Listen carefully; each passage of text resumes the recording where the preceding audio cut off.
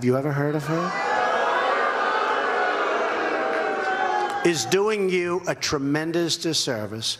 She wants your taxes to go up. She's weak on crime. She's weak on borders. She's weak on illegal immigration. And she's weak on the military. Other than that, I think she's doing a fantastic job. We have her. All right. Senator Claire McCaskill, good morning. Thanks for joining us. Thank you. Good to be with you, McGraw. It sounded like President Trump didn't know who you were. It was weird, wasn't it? Yes, the whole thing is weird. I mean, and the way he kind of rambled and he meanders in ways that are really hard to understand when you really comprehend that he's the leader of the most powerful nation in the world, and it's disconcerting. And somebody forgot to tell him that I was a prosecutor for a good portion of my adult life. I think I could be called a lot of things. Soft on crime probably isn't one of them.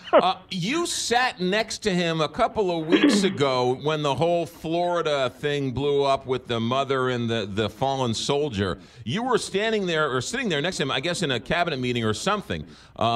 Did anything transpire between you and him there?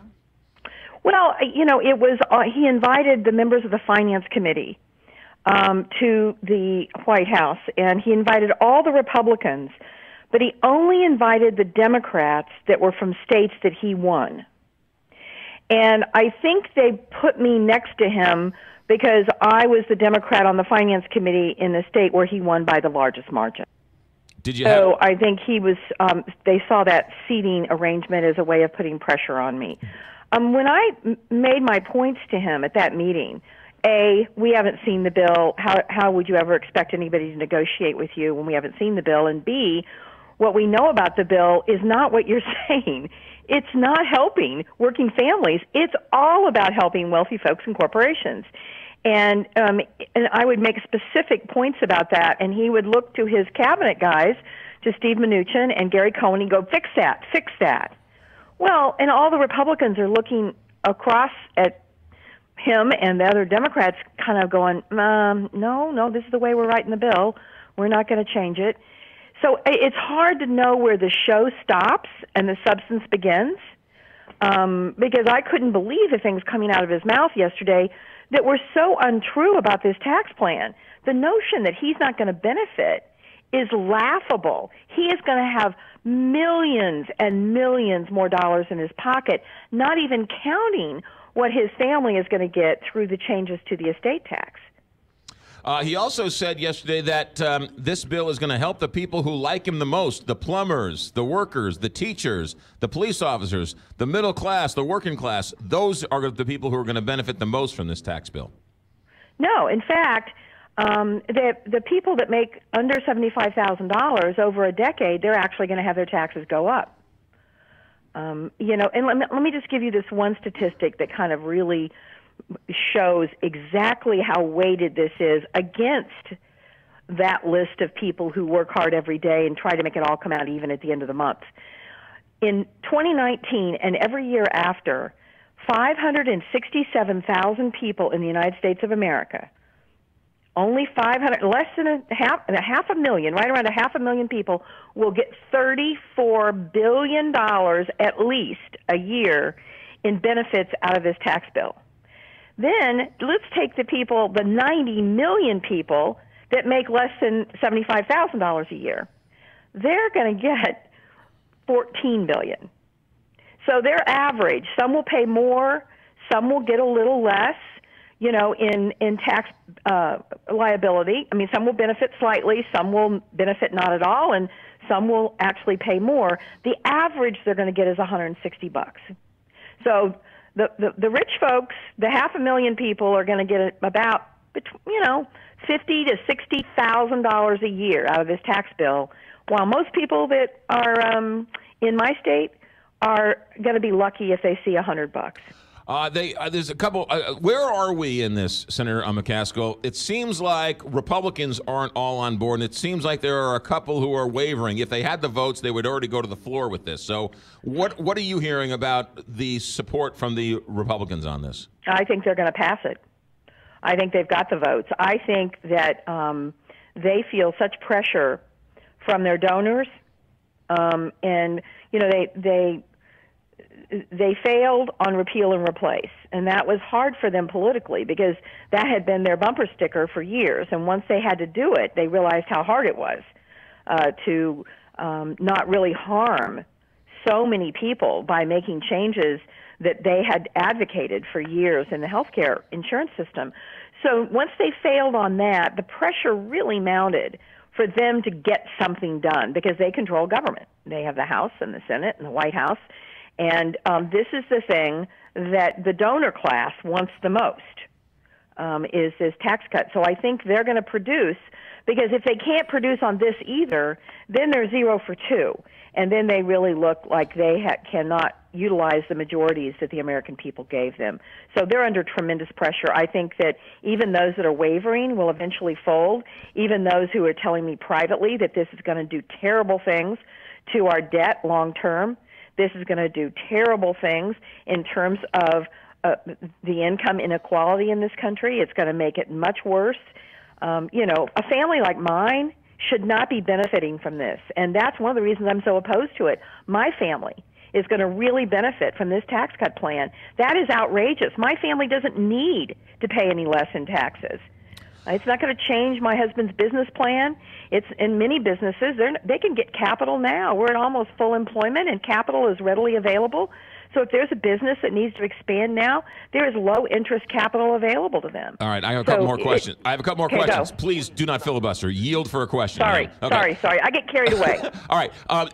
Did you say that you have Republican senators who are telling you privately this is a bad bill but are going to vote for it anyway? Yes. Do you want to say who they are? Nope. I thought I'd ask. Okay. Now, let's get to the individual mandate. If that makes it through, isn't that in essence destroying the Affordable Care Act? Because you can't have insurance work if you only buy insurance the day after you get cancer. Isn't that going to destroy the Affordable Care Act? Yeah, the only people who will be buying insurance will be people who need insurance. And that means they're sick or they've got a pre-existing condition, and that's just inherently going to make it's called adverse selection. It's going to make the insurance markets really, really expensive. Now, there might be other ways to get more healthy people in the pool, and we have talked about that on a bipartisan basis, like automatic enrollment, like putting in a copper plan that would make it very inexpensive for healthy people to participate. All those things are being discussed, but none of that is being put in this bill. So what they're going to do is 13 million more people are not going to have insurance, which is going to drive people to the emergency rooms, and they're going to go bankrupt if they have a traumatic injury or a traumatic diagnosis. And those costs, where we take care of them, because we do that in this country, if you show up at the emergency room and you don't have insurance and you have a serious condition, you're going to get taken care of, and those bills are paid by all of us who have insurance.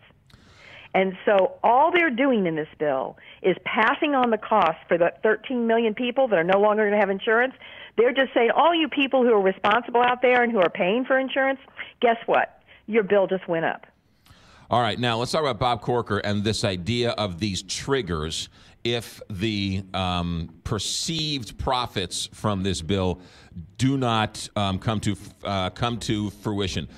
Are those triggers going to be in, do you think, or is that a losing proposition? I think it's really important to understand what the triggers are, and we don't know yet what these triggers are in terms that we haven't seen a bill. They've done all of this out of our view. Even the ridiculous hearing that we supposedly had, the markup, it was all done by them behind closed doors. All they did was let us vote on a bunch of amendments, and even the stuff they agreed with, they voted no on.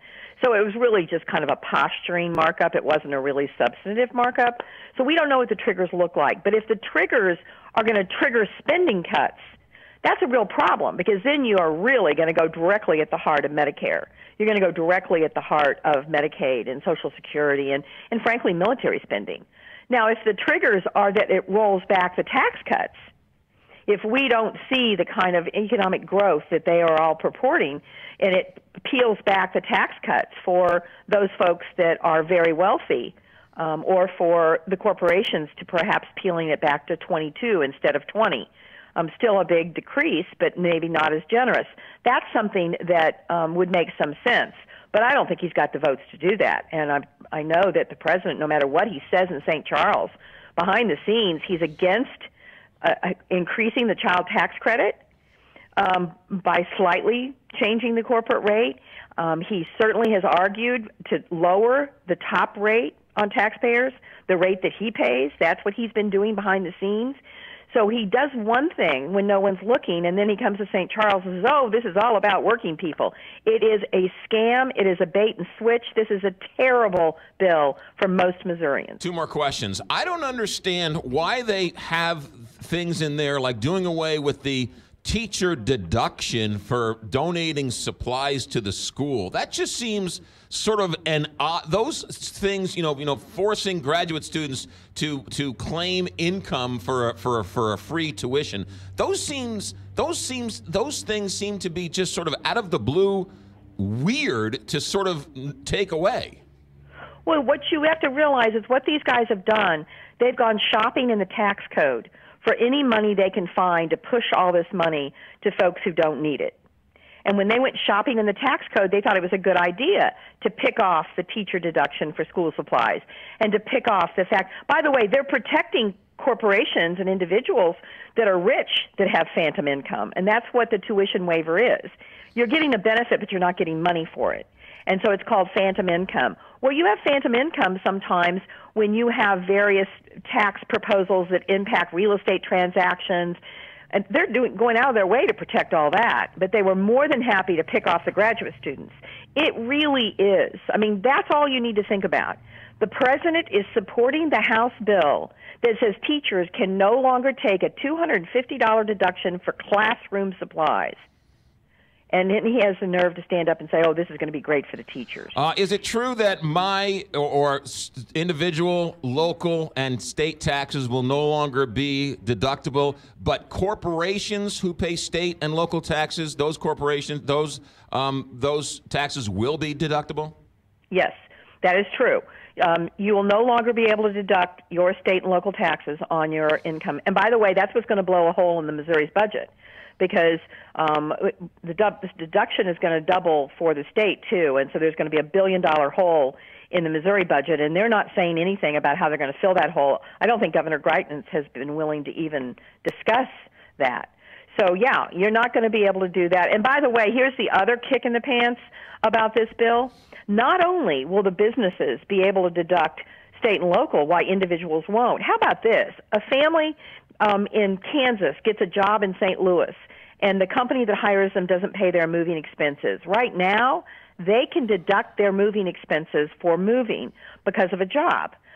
They can't do that anymore in this bill. But a corporation that decides to move its plant to Mexico or decides to pick up and move its manufacturing to Indonesia, guess what they get to do? They get to deduct that. Now, that is really disgusting. Senator Claire McCaskill, we are really over time. You said that there were a couple of Republican senators who said to you privately, this is a bad bill, but we'll vote for it anyway. You won't tell us who. How many senators have said that to you? I think there are a number of Republican senators that are uncomfortable because this has been rushed through. This is really complicated stuff. There's always unintended consequences. I think they are nervous about, many of them are nervous about passing this bill, but they're more nervous about failing to pass this bill, and that ultimately the political considerations are going to win out over their substantive concerns. Senator Claire McCaskill, you're always welcome here. Thank you for your time.